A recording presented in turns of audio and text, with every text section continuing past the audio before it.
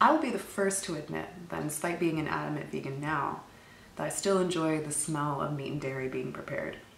And I remember very clearly what a juicy steak tastes like, and my absolute favorite chicken wings were like very clearly. In fact, I used to suck the marrow from the bones with quite a lot of joy. So, I mean, why would I go from having abundant access to these things to completely not at all? And there's actually 3 really good reasons for why. And I don't feel deprived at this time whatsoever. I feel convicted enough now in my choices that I'm not tempted to go back. I'm going to share with you those reasons. So back in the day, in my younger years in high school, I adopted a vegetarian diet, which in my part of the world means eliminating flesh or meat products from the diet. So no land animals and no sea animals. And I did this because I thought that it was a good way to cut calories and a way to lose weight. And it backfired, by the way. It didn't end up working out, and that's another video. But I thought it was super clever at the time. And it was just by coincidence that I ended up watching a documentary called Earthlings with Joaquin Phoenix as the narrator. I recommend everybody watch that documentary. It's just enlightening. And it covers the exploitation of animals in various industries that humans take advantage of. So in food, in clothing, and entertainment, among others. It's interesting to see how we make use of animals and the suffering that they experience in these realms. And I know a lot of people identify as animal lovers, including myself, and I think a lot of people would be interested to see that we can have a very easy disconnect from what happens in these industries simply because we don't see it. We kind of have that luxury of living on the other end and not being confronted with these images up front, and they can be honestly really devastating.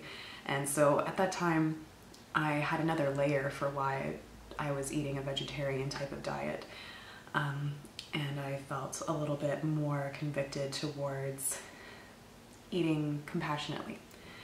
And unfortunately my willpower wasn't strong enough, because as time passed I felt less and less related to those images. I shouldn't say related, but I felt less and less attached to those images. They became more distant, and when the cravings would come, the less confronted I was with that information, the easier it was to say, oh well, it's just this one time, or you know, it doesn't make a huge difference, it's not a big deal, that kind of thing. So unfortunately, animal compassion was not enough to keep me on track. So later down the road, getting closer to 2012, 2013, I started to learn about the benefits of a whole foods, plant-based diet on our health. And I found that a lot of the diseases that ravage Western society, if you want to talk about chronic diseases like heart disease, cancer, diabetes, I found that they could largely be averted through dietary measures. And the big things that we're looking for are high fiber, high antioxidant, low inflammatory foods. And if you look at animal foods, they have absolutely no fiber, they are low in antioxidants, and they are inflammatory inducing foods. And if you want to look into dairy, you can find that it's a mucus forming food, which can actually exacerbate acne in some people, which some may be interested to know. So I had this idea that I wanted to treat my body like a temple and be the kind of epitome of health at the time. And that was great in theory, and I started to include more plant-based foods day by day, but it still wasn't enough. I didn't care about myself to the grand extent that I could be on track 100% of the time. So I became a vegan flexitarian, and I would still integrate meat and dairy and eggs occasionally into my diet.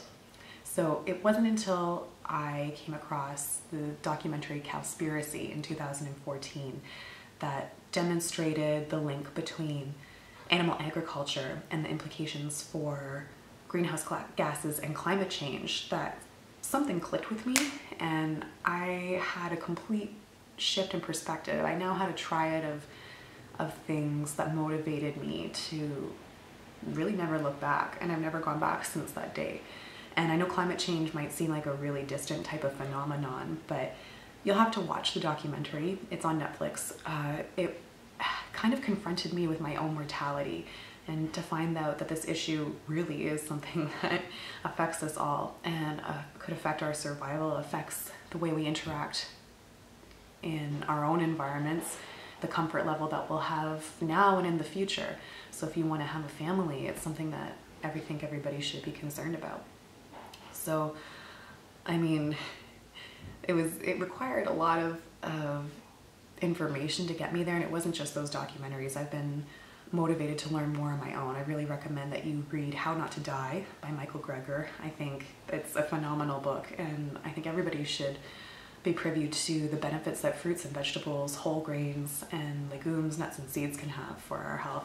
I know it's a no-brainer, but to actually integrate it into your lifestyle is something that's not as conventional as we may think. So I really encourage you to start asking questions like, why do we eat the way we eat, and why are we so motivated to stay in such a conventional type of Western diet?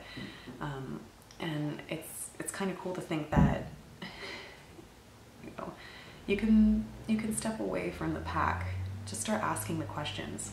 Doesn't mean you have to change what you're doing, but to be able to look at things differently, I think, is a gift. And if there's anything else that you think that I could benefit from in changing perspective, please, because I'm always wanting to challenge how I believe and how my individual impact in the world can be altered to make a positive difference. So I'm interested to hear also if you adopted a plant-based lifestyle, what helped you to get there. If you're trying, what are your struggles? And if you're not interested at all, maybe are there things about a vegan or plant-based lifestyle that are off-putting to you? And it could include the community. I've gotten an impression that some people may feel it's kind of culty and scary, and I wouldn't blame you at all. So I hope to hear from you, and thank you for watching. See ya.